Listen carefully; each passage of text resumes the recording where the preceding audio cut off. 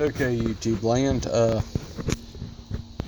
Here's my new Stent cap, 16 pounds. It says right on there Mexico, and it says on this box, assembled in Mexico. Now I was talking with the guy at the parts store last night, and he told me, "Oh yeah, it's a Stent that's made in USA." Well, he was wrong. But here's the test. I squeezed that hose, which is hot because I just parked this 30 seconds ago, and there's not coolant squirting out around here. This was wet the other day when I went on a short drive and did that. It was wet there, and when I did that, it was more wet.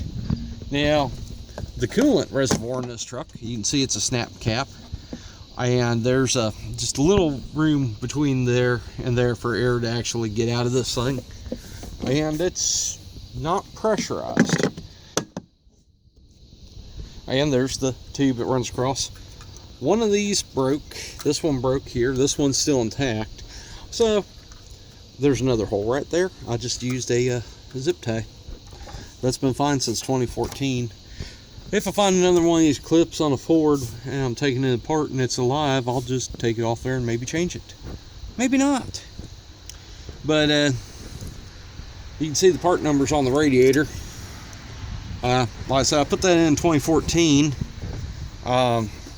This is my, that is hotter than you want to feel with your arm. This is the belt that was on here while I got this thing in 2010, and I put 2 replacements on this truck, and in the last 5,000 miles, it's burned up both replacements. That is that is age cracked and dry rotted, and I know some guy up in northern Ohio, he'd be giving me a hard time over that. But this is my spare belt, and I'm booked slow, so I did not buy another belt. I've got the shredded remains of the other belt in the truck as my emergency replacement. This radiator cap here in this box, let's see if I can get a brand on it. It may not be marked. It came with this radiator from 1-800 Radiators.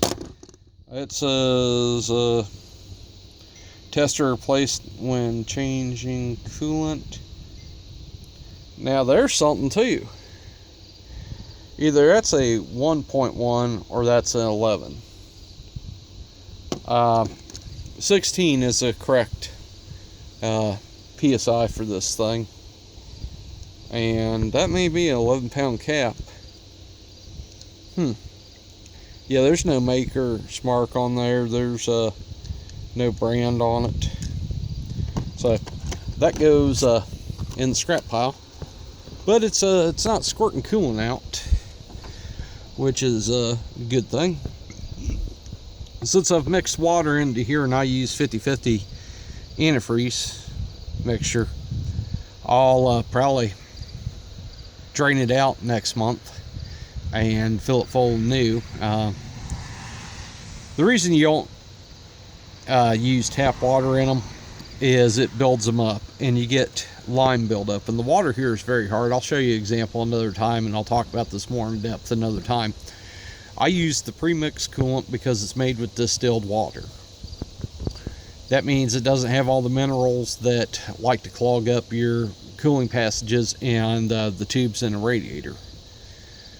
I have had radiators before. I've had to have them boiled out by radiator shops, and it's cost me $150 on a radiator. Well, it costs $300 or $400 to replace. But yeah, they will get clogged up, and you get sediment. If you use some well water where there's a lot of iron in there, then you get this rust colored sediment in your cooling system, and it's really not good because it turns into just junk that sits in the bottom of your radiator, and it'll clog up 3-4 inches of your radiator. And that's normally bottom 3 or 4 inches is where the inlet hose to your motor goes. And a lot of these hoses, that upper hose is your outlet. Yes, it is, folks. Well, it's raining on me. I'm going inside.